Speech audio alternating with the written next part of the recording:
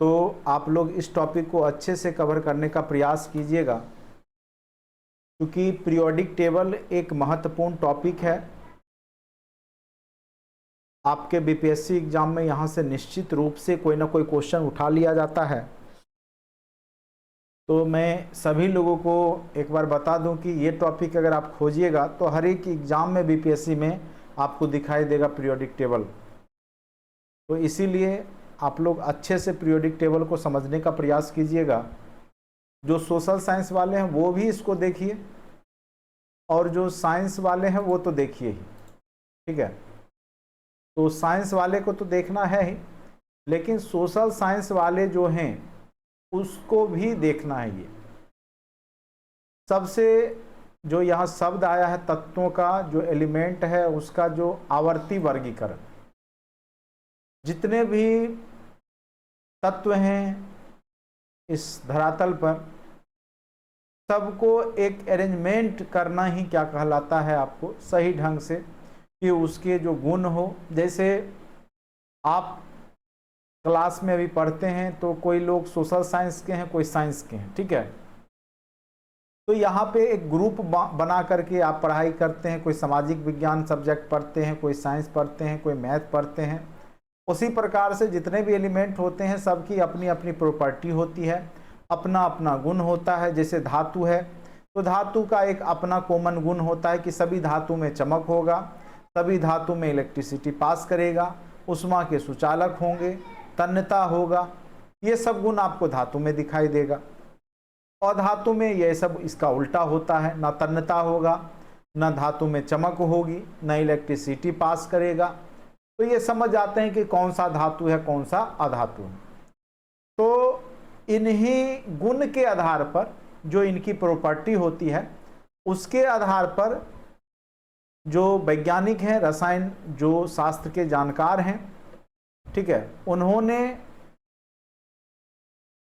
जितने भी एलिमेंट हैं अभी तक वर्तमान में पूरे ब्रह्मांड कह सकते हैं, पूरे संसार में, विश्व में, उसको एक जगह जो अभी तक खोज लिए गए हैं उसको उनके गुण धर्म के आधार पर, उनके संरचना के आधार पर, उनके परमाणु संख्या के आधार पर बांटने का प्रयास किया है। उनको एक आवर्त और ग्रुप जो होता है पीरियोडिक टेबल में, आप लोग जानते होंगे। जैसे ये अगर आप कॉलम और रो की बात करें तो जो ये रो होता है, ये जो रो नीचे से कर रहे हैं ये आवर्त हो जाता है। जैसे अगर कोई टेबल बनाते हैं तो ये जो हम रो खींच रहे हैं ये क्या बन जाएगा, आवर्त। और अगर हम इसको ऊपर से बांट देते हैं, ठीक है, तो हॉरिजेंटल जो बांटा जाता है उसको आवर्त कहा जाता है, और वर्टिकली जो बांटते हैं उसको वर्ग कहा जाता है, ठीक है। जैसे आपका भी क्लास होता है, आप लोग भी कभी क्लास फर्स्ट में पढ़ते होंगे, कभी सेकंड, कभी थर्ड, आगे बढ़ते गए। उसी प्रकार से जो आवर्त मतलब आपका हो गया, जैसे घंटी होता है ना, आपके क्लास में घंटी होता है, जब आप विद्यालय में पढ़ते होंगे, पहली घंटी, दूसरी घंटी, तीसरी घंटी, रूटीन बना होगा। तो उससे भी आप थोड़ा बहुत याद रखिएगा, जो आवर्त की संख्या है वो 7 होती है जनरली, ठीक है। तो ये सब क्वेश्चन, छोटे छोटे क्वेश्चन आपके एग्जाम में पूछे जाता है। तो यहाँ पे हम सबसे पहले पीरियोडिक टेबल का क्लासिफिकेशन करेंगे, क्योंकि जो अभी आधुनिक पीरियोडिक टेबल है वो डायरेक्ट नहीं बना है, बल्कि इसको बनाने के लिए पहले बहुत सारे और भी जो वैज्ञानिकों ने तरह तरह के नियम दिए हैं, तरह तरह के सिद्धांत दिए हैं, उसके आधार पर सबसे पहले एलिमेंट को सजाया गया। फिर वो उसमें बहुत सारा ड्रॉबैक निकला, बहुत सारा जो खामियां निकली, तो आगे चल करके अभी जो आपका पीरियोडिक टेबल है उसको हम मॉडर्न पीरियोडिक टेबल कहते हैं। जबकि इससे पहले जो है डोबे राइनर का त्रिक सिद्धांत आता है, न्यूलैंड्स का अष्टक का नियम आता है, मेंडलीफ का आवर्त सारणी आता है, फिर जाकर के मोसले ने जो है अभी आपका मॉडर्न पीरियोडिक टेबल बनाया। किसने बनाया? तो मोसले। तो वहां तक हम लोग पहुंचेंगे। बहुत छोटा चैप्टर है, बड़ा चैप्टर तो है नहीं, लेकिन फिर भी निश्चित रूप से यहां से आपके एग्जाम में 1-2 प्रश्न तो निश्चित रूप से ही पूछे जाएंगे। समझिएगा अच्छे से। प्रकृति में स्थित प्रत्येक पदार्थ किसी न किसी तत्व या तत्वों के मिश्रण या यौगिक से निर्मित होते हैं। यौगिक का निर्माण 2 या 2 से अधिक तत्वों के मिलन से होता है, जो जब निश्चित अनुपात में मिलते हैं। मिश्रण हुआ जब निश्चित अनुपात ना हो, किसी भी अनुपात में मिल जाए तो उसको मिश्रण कहते हैं। तत्व तो है जैसे कांसा है, कांसा तांबा और टीन का मिश्रण है, ठीक है। तो इसी प्रकार से प्रकृति में कई तरह के जो है तत्व हैं, मिश्रण हैं, यौगिक है, और इनका अपना अपना क्या होता है कि संरचना है, गुणधर्म है, और इनका अपना भौतिक स्वरूप भी है, ठीक है। 1800 ईस्वी तक वैज्ञानिकों ने मात्र 30 तत्वों की ही खोज की थी। 1800 ईस्वी तक वैज्ञानिकों के द्वारा मात्र 30 तत्वों की ही खोज की गई थी। उनको 30 तत्व के बारे में ही ज्ञान था। कई बार पूछ देता है कि लोहे का जानकारी कब हुआ, तो लोहे की जानकारी 1000 ईस्वी पूर्व में हुई, ये भी बीपीएससी ने क्वेश्चन पूछा है। तांबा धातु की खोज कब हुई, ठीक है, तो 3000 ईस्वी पूर्व में। कब हुई, तो 3000 ईस्वी पूर्व में तांबा धातु की खोज, ठीक है। इसके बाद ही आपका लगभग 2500 ईस्वी पूर्व के आसपास कह सकते हैं कांसा का खोज किया गया। तांबा और टीन का मिश्रण कांसा कहलाता है। लोहा 1500 से 1000 ईस्वी पूर्व के आसपास लोहा का खोज हुआ। तो इसी प्रकार से अगर आप ज्ञात तत्वों की संख्या को अगर देखें तो दिनों दिन इसकी संख्या बढ़ती गई है। सन 1800 ईस्वी तक मात्र 30 ही तत्व उपस्थित थे पूरे, जो जिसको कि वैज्ञानिकों ने खोजा था। लेकिन अभी अगर आप बात करें तो वर्ष 2016 तक में 118 तत्व जो है खोज लिए गए। यानी अभी पूरे अगर आप देखें पीरियोडिक टेबल में तो 118 तत्व जो है खोज लिए गए हैं। तो कई बार यहां से भी क्वेश्चन पूछ देता है कि अभी तक कितने तत्व खोज लिए गए हैं, तो याद रखिएगा 118 तत्व की खोज हो गई है। ज्यादा तो नहीं, लेकिन 118वां तत्व हो सकता है पूछ दे कि अंतिम तत्व कौन सा खोजा गया है। तो 118 नंबर पे जो तत्व है उसको हम बोलते हैं ऑर्गेनोसोन। मैं लिख देता हूं, आप लोग भी कॉपी में लिखना चाहेंगे तो लिख सकते हैं ऑर्गेनोसोन, ठीक है। और इसका इसका जो रासायनिक प्रतीक है, कह सकते हैं जो प्रतीक है ओजी है। ये 118वां तत्व है। यानी अभी तक प्रकृति में जो, यानी कह सकते हैं धरातल पर 118 तत्व की खोज की गई है, जिसमें प्रकृति में जो तत्व हैं वो प्रकृति में सेम रूप में रहते हैं, वो 94 तत्व हैं। 94 तत्व प्रकृति में पाए जाते हैं, जबकि 24 तत्वों को बनाया जाता है, वैज्ञानिकों के द्वारा संश्लेषित किया गया है, मिक्सअप करके बनाया गया है 24 तत्वों को। तो ये याद रखिएगा जो प्रकृति में जो पाए जाते हैं उन तत्वों की संख्या 94 है, टोटल 118 है। 94 घटाएंगे बच गया 24, तो 24 कृत्रिम कह सकते हैं, यानी जो वैज्ञानिकों के द्वारा बनाए गए। तो ये सब डायरेक्ट क्वेश्चन आपको पूछ सकता है कि टोटल तत्वों की संख्या कितनी है प्रकृति में, तो 118 तत्व हैं। मानव निर्मित या कह सकते हैं जो वैज्ञानिकों के द्वारा संश्लेषित हैं उनकी संख्या कितनी है, 24 है। 118वां तत्व कौन सा है, ऑर्गेनोसोन है, ओजी जिसका सांकेतिक चिन्ह है। तो इस प्रकार से, ठीक है, उम्मीद करते हैं कुछ तत्व को आपने समझा होगा। अब हम लोग देखते हैं जो पीरियोडिक आवर्त, इसका क्यों नाम रखा गया। चूंकि शुरुआत से ही रासायनिक वैज्ञानिक जब तत्वों का वर्गीकरण कर रहे थे तो उन्होंने देखा कि एक पीरियड पे आकर के जो तत्व है, अगर उनको हम परमाणु द्रव्यमान के आधार पर, द्रव्यमान संख्या आपको पता होगा क्या होता है, किसी भी परमाणु के नाभिक में उपस्थित प्रोटॉन की संख्या और न्यूट्रॉन की संख्या क्या कहलाती है, द्रव्यमान संख्या। तो चाहे हम अगर परमाणु द्रव्यमान के आधार पर अरेंज करें या परमाणु संख्या के आधार पर अरेंज करें, तो एक निश्चित पीरियड के बाद उनके जो तत्व के जो गुण होते हैं वो फिर आ जाता है। तो इसीलिए जो अरेंजमेंट किया गया बार बार, इसको पीरियोडिक नाम दिया गया कि एक पीरियड चलता है। जैसे त्रिक सिद्धांत है, तो 3-3 तत्व को इसने अरेंज किया, डोबे-राइनर का त्रिक सिद्धांत है। इसके तहत जो है, जो दोनों कॉर्नर वाले जो परमाणु हैं उनका भार जो है आपका बीच वाला जो औसत भार के बराबर होता है, जो बीच में होता है ये दोनों के औसत के बराबर होता है। जैसे अगर डोबे-राइनर का एग्जाम्पल ले तो हम ले सकते हैं लिथियम, सोडियम, ठीक है, और पोटासियम के, ठीक है। अगर बात करें के का परमाणु भार का द्रव्यमान संख्या का तो 39 होता है, सोडियम का आपको पता होगा 23 होता है, जबकि लिथियम का परमाणु भार या द्रव्यमान संख्या क्या होता है, 7 होता है। तो गौर कीजिए, ये जो दोनों एलिमेंट हैं, इस दोनों के परमाणु भार को जोड़िए तो 39 और 7 जोड़ दीजिए, क्या हो जाएगा 46, और 2 से भाग दे दीजिए तो क्या हो गया 23। यानी जो कॉर्नर पे स्थित एलिमेंट हैं उन दोनों के भार का योगफल का औसत, औसत मतलब 2 है तो 2 से भाग दे दिए तो बीच में रखा गया। तो यही डोबेराइनर का त्रिक सिद्धांत था। तो शुरुआत में जो तत्वों की संख्या कम थी, 30 ही तत्व थे, तो उसको डोबेराइनर के त्रिक सिद्धांत पे अरेंज किया गया। लेकिन आगे चल करके जब तत्वों की खोज हुई तो यह सिद्धांत जो है आगे चल करके काम नहीं करता है, यानी यह सिद्धांत जो है 20 परमाणु संख्या तक ही काम करता है, आगे चलकर ये काम नहीं करता है। तो फिर यहाँ पर जो है त्रिक सिद्धांत फेल हो जाता है। फिर यहाँ पे न्यूलैंड्स का अष्टक सिद्धांत होता है, ठीक है। तो अष्टक सिद्धांत में क्या होता है कि जो पहला तत्व का जो गुण है, ठीक है, और फिर जो उसका 8वां तत्व अगर हम उसमें जोड़ें, ठीक है, परमाणु भार के आधार पर अगर अरेंज किया जाए तो वो गुण उसका मिलता है, ठीक है। तो इस तरीका से विभिन्न तरह के सिद्धांत दिए गए, लेकिन कुछ ना कुछ उसमें कमियां खामियां रह गई, ठीक है। तो इसको दूर करते हुए फिर लोथर मेयर का परमाणु भार परमाणु आयतन वक्र, तो कई तरह के सिद्धांत दिए गए। तो डायरेक्ट आपको पूछेगा कि त्रिक सिद्धांत किसने दिया, बस इतना जानिए, डोबेराइनर ने दिया। अष्टक का सिद्धांत किसने दिया, न्यूलैंड्स ने दिया, ठीक है। और लोथर मेयर का परमाणु भार परमाणु आयतन वक्र का जो सिद्धांत है वो लोथर मेयर के द्वारा दिया गया।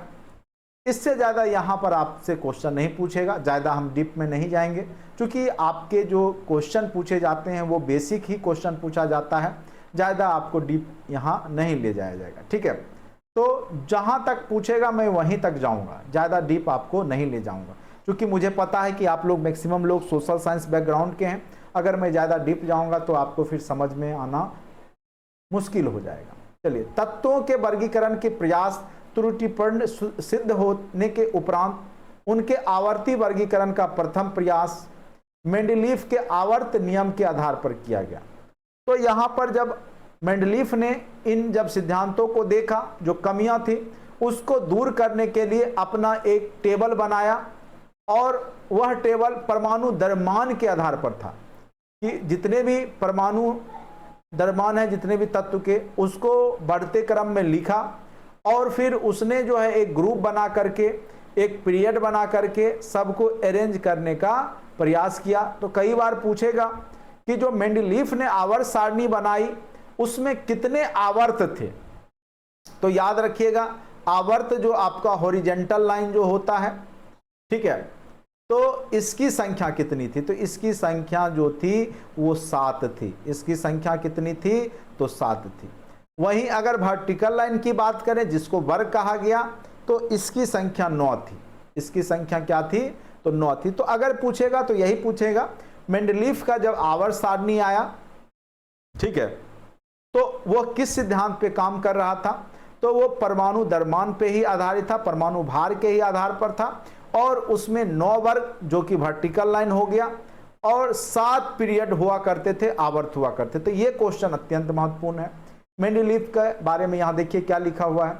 19वीं शताब्दी के मध्य में रूसी वैज्ञानिक D.I. मेंडलीफ ने तत्वों तथा उनके यौगिक के तुलनात्मक अध्ययन से एक नियम प्रस्तुत किया जिसे मेंडलीफ का आवर्त नियम कहते हैं। जिसको क्या कहते हैं, मेंडलीफ का आवर्त नियम कहते हैं, ठीक है।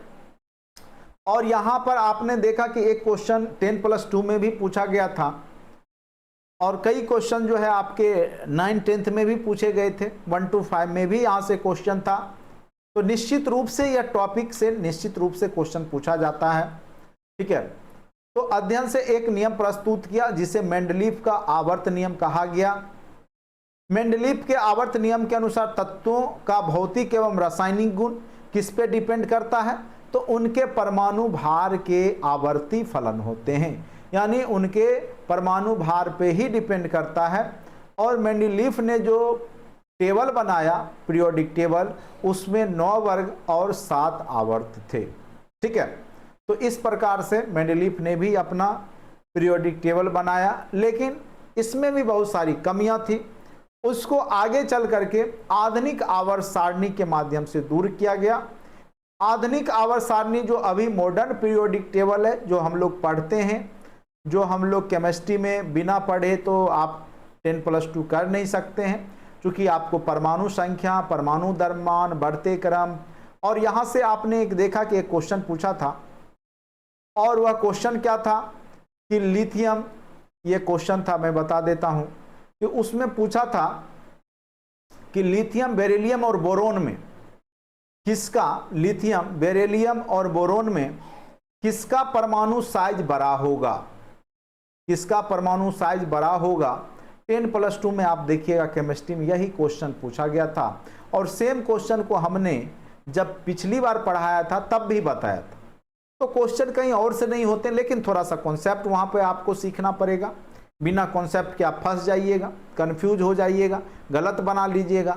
तो पीरियोडिक टेबल को आप लोग अच्छे से अब जो है कॉन्सेप्ट वाला जो तथ्य आएगा उसको समझने का प्रयास कीजिए, ठीक है। अब देखिए आधुनिक आवर्त सारणी मोसले के नियम पे आधारित है, मोसले के द्वारा बनाया भी गया। इसके अनुसार तत्वों के गुण जो होते हैं वो परमाणु संख्या, जो परमाणु संख्या होता है, और परमाणु संख्या हमने बताया था किसी भी परमाणु में उपस्थित प्रोटॉन की संख्या, प्रोटॉन की संख्या या इलेक्ट्रॉन की संख्या, क्योंकि प्रोटॉन और इलेक्ट्रॉन दोनों बराबर होते हैं। प्रोटॉन और इलेक्ट्रॉन क्या होते हैं, दोनों बराबर होते हैं। जितना नंबर ऑफ प्रोटॉन होता है उतना ही नंबर ऑफ क्या होते हैं, इलेक्ट्रॉन भी होते हैं। इसीलिए तो परमाणु क्या हो जाता है, उदासीन हो जाता है। लेकिन परमाणु के नाभिक क्या होते हैं, पॉजिटिव चार्ज होते हैं। परमाणु के नाभिक क्या होते हैं, पॉजिटिव चार्ज, क्योंकि वहां प्रोटॉन और न्यूट्रॉन दोनों रहता है, ठीक है। तो ये आपको हमने पिछले क्लास में भी समझाया था। तो इसने जो अपना पीरियोडिक टेबल बनाया तो उसमें इसने द्रव्यमान के आधार पर नहीं बल्कि किसके आधार पर, परमाणु संख्या के आधार पर अरेंज किया, और इसने संयोजी इलेक्ट्रॉन संयोजकता के आधार पर तत्वों का वर्गीकरण किया, और उसके आधार पर इसने बहुत ही ढंग से पेश किया, और जिसमें क्या हुए कि सभी समस्थानिक एक साथ हो गए, क्योंकि ये स्थान पे ही डिपेंड करता है। संभारिक अलग हो गए, क्योंकि पहले क्या हो जाता था मेडलीफ में, जो संभारिक थे वो एक साथ हो जाते थे, और संभारिकों का क्या होता है, प्रॉपर्टी अलग अलग होता है, तो उनका वो सिद्धांत फेल हो जाता था, उनके गुण अलग अलग हो जाते थे। लेकिन जब मोसले का जब नियम आया, मोसले के द्वारा जब नया मॉडर्न पीरियोडिक टेबल बनाया गया, तो उसमें पाया गया कि अब जाकर के सभी तत्वों का जो है प्रॉपर्टी गुण क्या है, समान है, जब उसको परमाणु संख्या के आधार पर अरेंज किया गया है, ठीक है। अब देखेंगे कि ये पीरियोडिक टेबल है, आप लोग भी इसको पढ़े होंगे पीरियोडिक टेबल के बारे में, ठीक है। इसमें कितने आवर्त हैं, तो गौर कीजिए, टोटल आवर्तों की संख्या यहां पर भी क्या है, 7 है। तो कैसे याद कीजिएगा, जब आप लोग क्लास करते होंगे स्कूल में तो 7 घंटी होता था ना, 4 घंटी लंच से पहले, 3 घंटी लंच के बाद, यही होता है जनरली स्कूल में। तो उससे याद रखिएगा 1 2 3 4, और 3 घंटी क्या होता है, लंच के बाद होता है, 7 घंटी। तो 7 घंटी यानी 7 आवर्त याद रखिएगा, ठीक है। और आपको पीरियोडिक टेबल केमा वर्ग में मिला होगा पढ़ने को, तो कम से कम 9वां के बाद ही मिलता है, 9, तो याद रखिएगा इससे वहां के लिए, मेंडलीफ के लिए। लेकिन यहाँ पे टोटल जो है 18 वर्ग होते हैं। 18 कैसे, ठीक है। तो आप लोग पढ़ते हैं 12वीं तक, फिर आपका 3 साल का ग्रेजुएशन, तो किसी तरीका से ये सोच के चलिएगा कि यहाँ पर जो है वर्गों की संख्या कितनी है, 18 है, और आवर्त, ये कंफ्यूज हो जाते हैं लोग वर्ग और आवर्त में, तो इसलिए हमने आवर्त को आपके स्कूल समय के घंटी से डिनोट कर दिया। 7 घंटी आप लोग पढ़ते थे, याद रखिएगा आवर्त 7 होते हैं नए आधुनिक टेबल में, न्यू पीरियोडिक टेबल में, और वर्गों की संख्या आपकी क्या हो जाती है, 18 हो जाता है। जब आप इंटर करते हैं, फिर 3 साल ग्रेजुएशन करते हैं, फिर आप पीजी करते हैं, इस प्रकार से, ठीक है।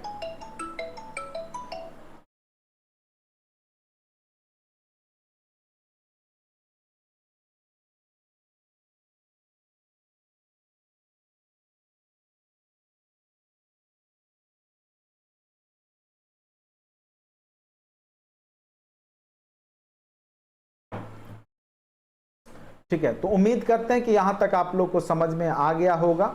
ठीक है, अब यहां पर हमको समझना होगा कि जो आपका क्या होता है, साइज किस पे डिपेंड करता है। तो देखिए यही क्वेश्चन था आपका लिथियम, बेरिलियम और बोरोन। तो यहां पे आप देखिए जिसके लास्ट सेल में जितना इलेक्ट्रॉन है वो उसी वर्ग में वो शामिल होता है। जैसे मान के चलिए हाइड्रोजन, तो हाइड्रोजन में एक तो परमाणु होता ही है, एक इलेक्ट्रॉन होता ही है, तो ये 1s1 हो गया, इसलिए प्रथम ग्रुप में हो गया। ठीक है, उसके बाद अगर हम बेरिलियम की बात करें, परमाणु संख्या 4 होता है, 1s2 2s2, लास्ट सेल में 2 इलेक्ट्रॉन हो गया तो दूसरे में आ गया। बोरोन में क्या होता है, 5 होता है। ठीक है, 1s2 2s2। ठीक है, तो जितना भी लास्ट सेल में इलेक्ट्रॉन होता है उसके आधार पर यहां पर क्या होता है कि आपका पीरियोडिक टेबल में सजाया गया। ठीक है, तो यहां पे देखिए लिथियम का परमाणु संख्या कितना होता है, तो 3 होता है।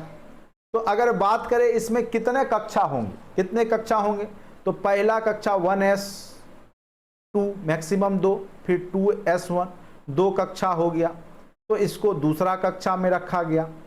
ठीक है, लेकिन लास्ट सेल में 1 इलेक्ट्रॉन है इसीलिए इसको उस वर्ग में रखा गया।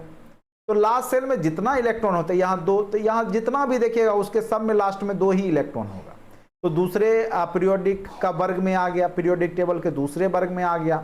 जिसमें 3 होगा उसको 3 में रखा गया, ये यहाँ पे 3 होगा। देखिए जैसे बोरोन होता है 5 होता है, तो 2 और 3 तो लास्ट सेल में 5 हो गया। 6 होता है तो 2 और 4 हो गया, तो चौथे वर्ग में यहाँ पे आ गया। तो यहाँ पर जो है 1 2 यहाँ से 3 4 5 6 7 8 इस तरीका से जो है यहाँ पे काउंट किया जाता है। ठीक है, तो इसको भी समझना पड़ेगा। कई बार पूछ देगा कि पीरियोडिक टेबल में सबसे ज्यादा ऋणात्मक तत्व कौन सा है, तो फ्लोरीन है। देखिए पीरियोडिक टेबल के कॉर्नर में एक चीज याद रखिएगा, उससे आप बहुत सारा क्वेश्चन बना सकते हैं। आप देखिए फ्लोरीन सबसे ऋणात्मक है। ऋणात्मक मतलब बहुत ज्यादा वो उसको इलेक्ट्रॉन की आवश्यकता होती है, वो एकदम तुरंत संयोग करेगा, एकदम तुरंत। ऋणात्मक मतलब कह सकते हैं जो अपने पास इलेक्ट्रॉन को बुलाता हो, मांगता हो सबसे, ऋणात्मक है, कर्जा लेने वाला व्यक्ति है ये फ्लोरीन। चूंकि इसके लास्ट सेल में कितना है, चूंकि इसका परमाणु संख्या 9 है, तो इसका अगर हम इलेक्ट्रॉनिक विन्यास करेंगे तो 2 और 7 होगा। और पिछले क्लास में हमने बोला था कि अष्टक का नियम होता है कि जितने भी परमाणु होते हैं तत्व के, वो अष्टक पुराना चाहते हैं, 8 इलेक्ट्रॉन पुराना चाहते हैं अपने बाह्यतम कक्षा में। तो ये फ्लोरीन क्या करेगा, झट से किसी से मांग लेगा, मांगने का प्रयास करेगा। चूंकि इसके पास लास्ट सेल में क्या है, 7 है, तो वो मांगेगा। तो जो मांगता है वो ऋणात्मक होता है, जो देता है वो धनात्मक होता है। तो पूरे पीरियोडिक टेबल में सबसे ज्यादा ऋणात्मक फ्लोरीन होता है। इसीलिए अगर ये मान के चलिए ये पीरियोडिक टेबल है, तो हम याद रखेंगे कि इस कॉर्नर वाला जो सबसे निगेटिव है, तो यानी इधर से इधर बढ़ेंगे तब भी ऋणात्मकता बढ़ेगी, और नीचे से ऊपर जाएंगे तब भी जो है ऋणात्मकता बढ़ती है। तो अगर हमको पूछ दे फ्लोरीन, क्लोरीन, ब्रोमीन, या पूछ दे ऑक्सीजन, सल्फर में कौन सा सबसे ज्यादा निगेटिव होगा, या पूछ दे बोरोन, कार्बन, नाइट्रोजन, ऑक्सीजन में कौन सबसे ज्यादा इलेक्ट्रोनिगेटिव होगा, तो ऑक्सीजन होगा। तो हमें पता है ना कि वो पीरियोडिक टेबल के क्या है, किस तरह से अरेंज हुआ है। ठीक है, तो फ्लोरीन से पहले है, तो इधर से इधर जब भी हम बढ़ेंगे तो बढ़ते जाएगा, इधर आएगा घटते जाएगा। तो ऋणात्मकता इधर से इधर, बाएं से दाएं जाने पर पीरियोडिक टेबल में बढ़ती है। क्या तो बाएं से दाएं जाने पर क्या होता है, यहां पर बढ़ता है। ये याद रखिए, कई बार ये क्वेश्चन पूछा हुआ है। अब देखिए साइज वाला क्वेश्चन पूछ दिया था, गौर कीजिए। यहां पे दे दिया लिथियम, बेरिलियम और बोरोन, यही क्वेश्चन सेम पूछा था, मुझे याद है 10+2 में। लिथियम, बेरिलियम और बोरोन ये पूछा था। अब इसमें बोला कि सबसे बड़ा साइज किसका होगा। अब देखिए लिथियम का परमाणु संख्या कितना होता है, तो आपको पता है 3 होगा, तो 1s2 2s1 हो गया। अब देखिए बेरिलियम का क्या हो गया, 4 हो गया, 1s2 2s2 हो गया। बोरोन का देखिए कितना होता है, 5 होता है, 1s2 2s2, ठीक है, 2p1 हो गया, 2 2 4 1 5 पुर गया। अब गौर करने वाली बात है कि सब में कक्षा 2 ही है, सब में कक्षा क्या है, 2 ही है, सब में क्या है, मैक्सिमम कक्षा क्या है, 2 ही है, क्योंकि 2 तक ही गया ना, 2 ही गया। क्योंकि आपका क्या हो गया, पहला में आपका इसको ऐसे भी लिख सकते हैं, 3 है तो 2 2 1, यहां पे आप लिख सकते हैं 2 2, यहां पे आप लिख सकते हैं 2 3। सब में तो मैक्सिमम सेल कितना है, 2 ही है, पहला सेल में 2 इलेक्ट्रॉन और दूसरे में 1 3 2 है, ठीक है। तो सब में यहां पे 2 ही कक्षा है, क्योंकि सब का मैक्सिमम दूसरे कक्षा में ही गया है, तो मैक्सिमम संख्या 2 ही कक्षा है। ऐसे भी आप देखिए पीरियोडिक टेबल में दूसरे नंबर पे ही है, जो दूसरे आवर्त में ही है, ठीक है। लिथियम बेरिलियम बोरोन किस में है, दूसरे में है, तो इससे तो आप साइज नहीं निकालिएगा। अब ये समझना होगा कि इसके पास कितना इलेक्ट्रॉन है, तो इसके पास 3 है, इसके पास कितना है, 4 है, इसके पास 5 है। तो जो इलेक्ट्रॉन होता है ना वो प्रोटॉन को खींचता है, ठीक है। जो इलेक्ट्रॉन होता है प्रोटॉन को खींचता है, पॉजिटिव चार्ज को खींचता है। जो प्रोटॉन होगा, जो पॉजिटिव चार्ज होगा वो इलेक्ट्रॉन को खींचेगा, इलेक्ट्रॉन प्रोटॉन को खींचता है। तो जहां पर जितना इलेक्ट्रॉन होगा, ठीक है, वो उतना खींचेगा, वो उतना क्या करेगा, खींचेगा, ठीक है। तो उस स्थिति में क्या होगा, वो उतना खींचाएगा तो कक्षा उसका छोटा हो जाएगा। कक्षा क्या हो जाएगा, जैसे पॉजिटिव चार्ज इसके चारों ओर है, इलेक्ट्रॉन है, तो वो क्या करेगा, जब इलेक्ट्रॉन खींचेगा तो कक्षा क्या हो जाएगा, छोटा हो जाएगा। यानी जो जो हम पीरियोडिक टेबल में राइट से लेफ्ट जाएंगे त्यों त्यों साइज बढ़ेगा, और अगर हम लेफ्ट से राइट जाएंगे त्यों त्यों साइज घटेगा, साइज घटेगा। चूंकि यहाँ पे इलेक्ट्रॉन की कक्षा 2 ही है, लेकिन इलेक्ट्रॉन की संख्या ज्यादा हो गई तो वो वहां पे ज्यादा खींच लेगा, कक्षा को इलेक्ट्रॉन ज्यादा खींच लेगा, जिससे वो कक्षा क्या हो जाएगा, छोटा हो जाएगा। तो यहाँ पर लिथियम सबसे बड़ा हो जाएगा और बोरोन का साइज सबसे छोटा हो जाएगा, ठीक है। यही question same to same question आपके 10+2 वाले में 1 नंबर में पूछ दिया। तो जो लोग पहले हमने बताया था समझ के गए वही देखिए, यहाँ पे लिखा हुआ है ना पीरियोडिक टेबल में, वर्ग में ऊपर से नीचे जाते हैं तो क्या होता है, बढ़ता है। वर्ग में अगर आप ऊपर से नीचे जाए, क्योंकि यहाँ पे सेल ही बढ़ गया, 2 यहाँ 3 हो गया, यहाँ 2 सेल है, यहाँ 3 सेल है, तो स्वाभाविक है 3 सेल वाला 2 से बड़ा होगा, यहाँ 4 सेल में चला गया तो बड़ा होगा ही, तो ऊपर से नीचे बढ़ता है। साथ साथ क्या होता है, देखिए आवर्त में बाएं से दाएं जाने पे घटता है, जब हम बाएं से दाएं जाते हैं तो घटता है। तो यही चीज तो हमने समझाया, बाएं से दाएं गया तो घटेगा और दाएं से बाएं जाएगा तो बढ़ेगा, ठीक है। अब कहिएगा सर कंफ्यूज हो रहे हैं, कुछ नहीं कंफ्यूज होने की बात है। आपको एटलीस्ट जो कम से कम 20, अगर आप चाहते हैं केमिस्ट्री को समझना तो कम से कम 20 एलिमेंट जो शुरुआत का है 1 2 3 से लेकर 20 तक, वो सबका परमाणु संख्या आप याद कीजिए, और मैक्सिमम लोग को याद भी रहता है, ठीक है। तो उससे आप यहां पर बना सकते हैं, अदरवाइज आपको ये पीरियोडिक टेबल शायद याद नहीं रहेगा और एग्जाम में शायद आप बना नहीं पाइएगा। लेकिन अगर आप जनरली आपको 20-25 तक के ही एलिमेंट्स के रिलेटेड साइज पूछ दे, इलेक्ट्रोनिगेटिव पूछ दे या जो भी पूछे तो उतना ही में पूछता है, ठीक है।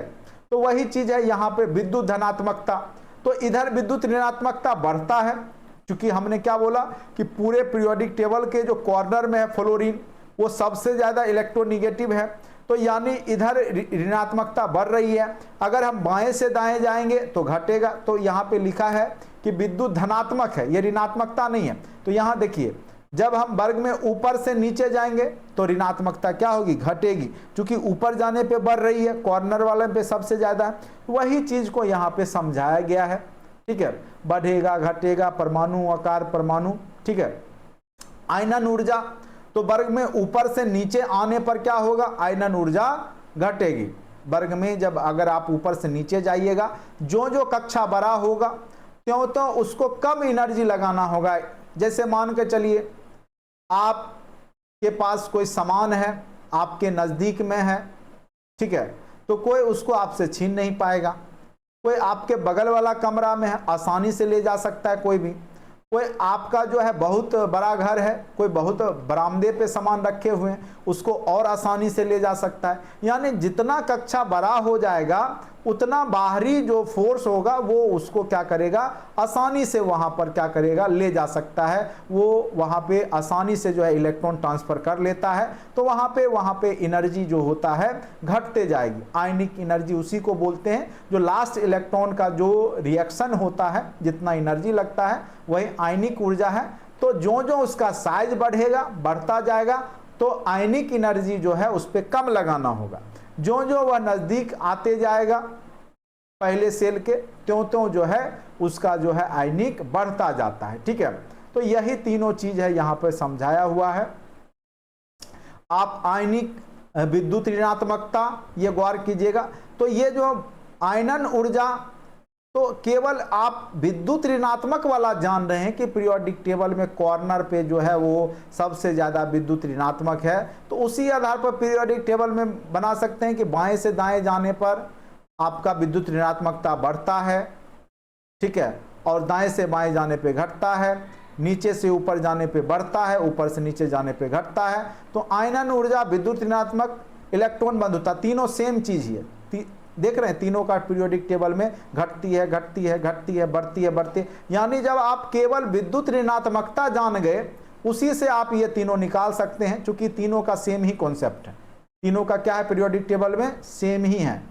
और आपको धनात्मकता ऋणात्मकता का उल्टा हो जाता है, ऋणात्मकता बढ़ेगी तो धनात्मकता घटेगी। परमाणु आकार आपको हमने बता ही दिया। तो बस पीरियोडिक टेबल में क्वेश्चन कॉन्सेप्ट पे यही 2-3 क्वेश्चन में से कोई ना कोई क्वेश्चन आपके एग्जाम में पूछ दिया जाता है। उम्मीद करते हैं कि आपको यहां पे समझ में आया होगा।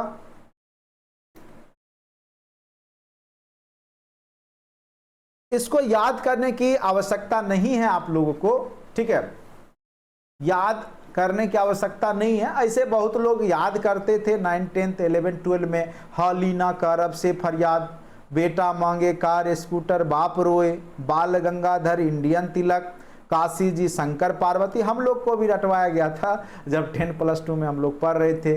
नेशनल परमिट, असम सब बिहार, OS से टीपो, फ्लोरीन, क्लोरीन, ब्रोमीन, आयोडीन, ठीक है। उसके बाद आपका जो हीलियम, नियोन, आर्गन, क्रिप्टन, जेनन, ये याद ही रखता है, चूंकि ये क्या है, आपके अक्रिय गैस होते हैं, चूंकि इनके लास्ट सेल में क्या होता है, अष्टक रहता है। ठीक है, तो इतना अब आप लोग को करने की आवश्यकता नहीं है।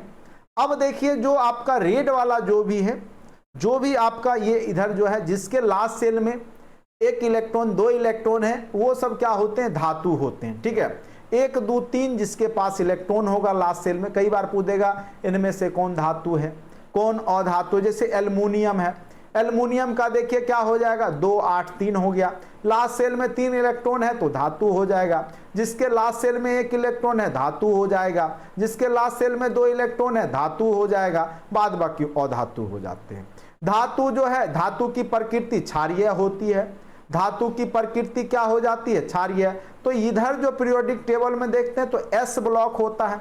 ये क्या होता है, आपका S ब्लॉक के एलिमेंट होते हैं। किस ब्लॉक के, S ब्लॉक। आप देखिएगा S ब्लॉक में ही सिमट जाएगा।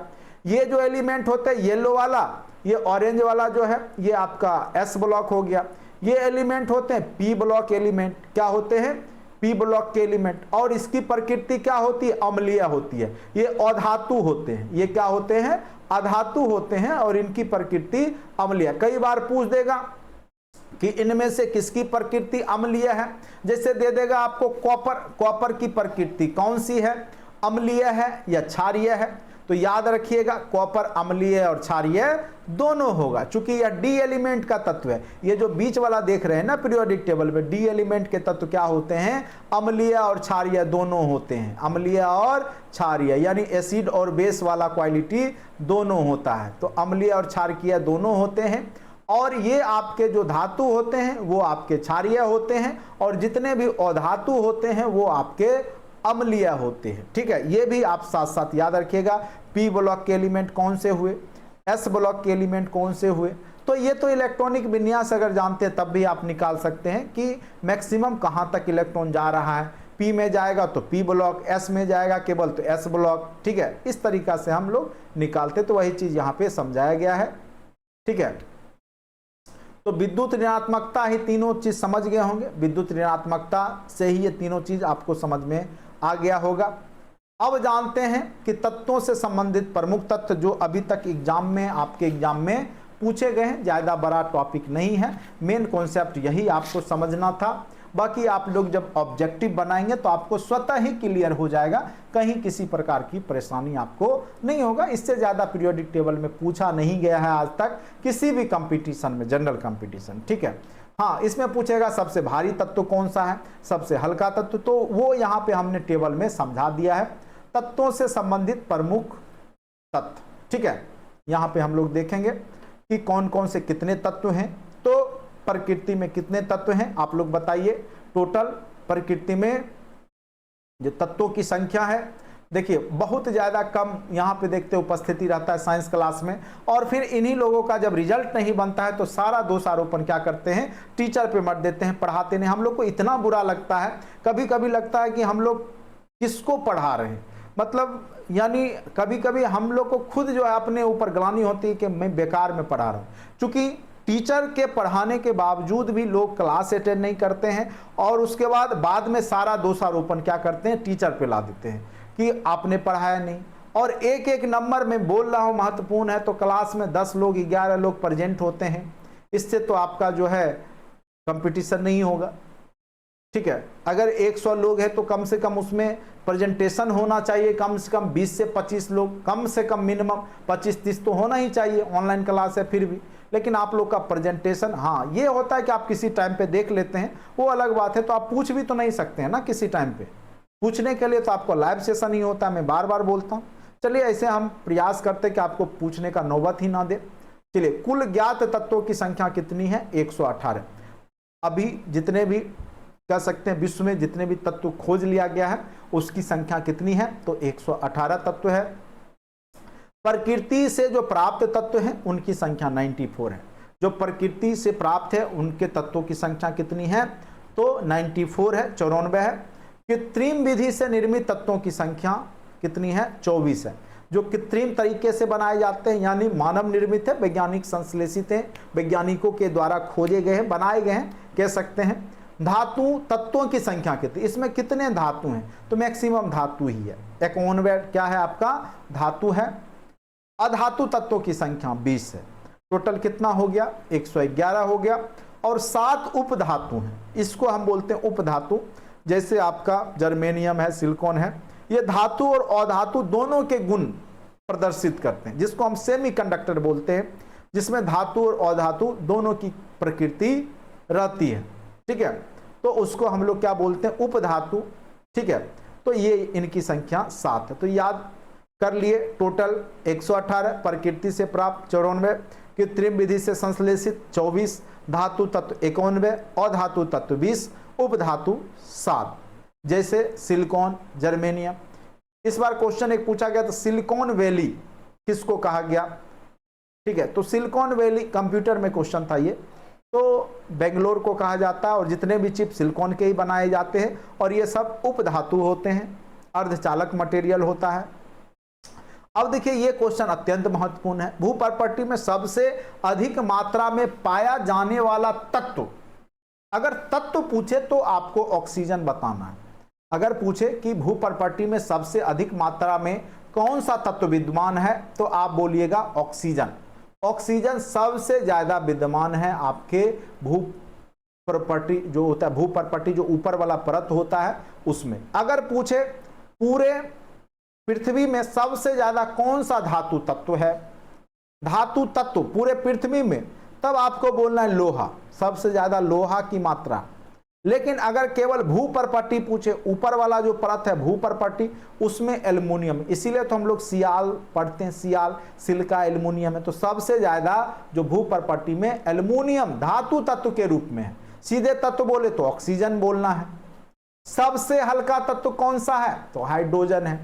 सबसे हल्का तत्व हाइड्रोजन है। लेकिन हाइड्रोजन का प्रयोग हम लोग हवाई जहाज के टायर में हो या नहीं करते हैं। क्यों नहीं करते हैं, क्योंकि हाइड्रोजन ज्वलनशील होता है, जबकि आपका जो है नाइट्रोजन ज्वलनशील नहीं होता है, ठीक है। सबसे हल्का तत्व हाइड्रोजन होता है। सबसे भारी तत्व कई बार पूछे गए हैं, ऑस्मियम होता है। सबसे हल्का धातु तत्व पूछे तो लिथियम। द्रव धातु तत्व कौन सा है, पारा। पारा क्या है आपका, द्रव्य अवस्था में रहता है, लेकिन है क्या, धातु है। द्रव अधातु है ब्रोमीन, ये अधातु है लेकिन द्रव्य अवस्था में रहता है, ब्रोमीन है। विद्युत का सबसे अच्छा सुचालक जो होता है वो चांदी होता है, ठीक है। और विद्युत का सुचालक अधातु ग्रेफाइट होता है, विद्युत का सुचालक होता है लेकिन अधातु होता है। सबसे अधिक आघात वर्धनीय, जिसको आप पीट सकते हैं, पत्थर बना सकते हैं, तार बना सकते हैं, सबसे ज्यादा होता है सोना, इसलिए इसका आभूषण ज्यादा प्रयोग किया जाता है। सबसे अधिक क्रियाशील अधातु तत्व है फ्लोरीन, क्योंकि ये सबसे ज्यादा विद्युत ऋणात्मक है, इसीलिए ये तुरंत संयोग करता है, इसको हर हमेशा नीड ही होता है, ठीक है, ये लेना ही चाहेगा। सबसे क्रियाशील धातु तत्व क्या हो जाएगा, सबसे क्रियाशील अगर धातु तत्व की बात करेंगे तो ये आपका सीजियम होता है, ठीक है। क्रियाशील धातु तत्व क्या हो जाएगा आपका, सीजियम। सर्वाधिक आयनन विभव वाला हीलियम, न्यूनतम आयनन विभव वाला सीजियम, ठीक है, क्योंकि विद्युत ऋणात्मकता क्या होती है, ठीक है, उसी पे आधारित है ये सब। सर्वाधिक इलेक्ट्रॉन प्राप्ति वाला तत्व कौन होगा, chlorine, chlorine, fluorine, chlorine, bromine, iodine, ठीक है, ये सब आपका क्या होता है, विद्युत ऋणात्मक है। सर्वाधिक विद्युत ऋणात्मक तत्व फ्लोरीन, सबसे प्रबल ऑक्सीकारक भी है आपका फ्लोरीन। मानव शरीर में सर्वाधिक मात्रा में पाया जाने वाला तत्व ऑक्सीजन। मिट्टी के तेल में रखा जाने वाला तत्व सोडियम, ये कई बार क्वेश्चन पूछ चुका है। हड्डियों एवं दांतों का निर्माण किसके कारण होता है, कैल्शियम और फास्फोरस भी रहता है, कैल्शियम भी रहता है। तो इस प्रकार से आपके पीरियोडिक टेबल में जो क्वेश्चन पूछे जाएंगे हमने आपको अच्छे से समझा दिया। मेंडलीव का आवर्त सारणी में 7 आवर्त हैं, 9 वर्ग है। आधुनिक आवर्त सारणी में 7 आवर्त है, 18 वर्ग हैं। यहाँ पे हमने बताया एस ब्लॉक का एलिमेंट धातु है, पी ब्लॉक का अधातु है, डी ब्लॉक का उपधातु है। इस प्रकार से जो है जिसकी प्रकृति अम्लीय और क्षारीय दोनों है, तो समझ गए होंगे किसकी प्रकृति अम्लीय है, क्षारीय है, कितने तत्व हैं, एलिमेंट है प्रकृति में। तो निश्चित रूप से एक क्वेश्चन फिक्स रखिए कि इन्हीं सब तथ्यों में से कोई ना कोई क्वेश्चन आपको पूछा जाएगा। अगर आपको कोई प्रॉब्लम है तो आप पूछ सकते हैं हमसे।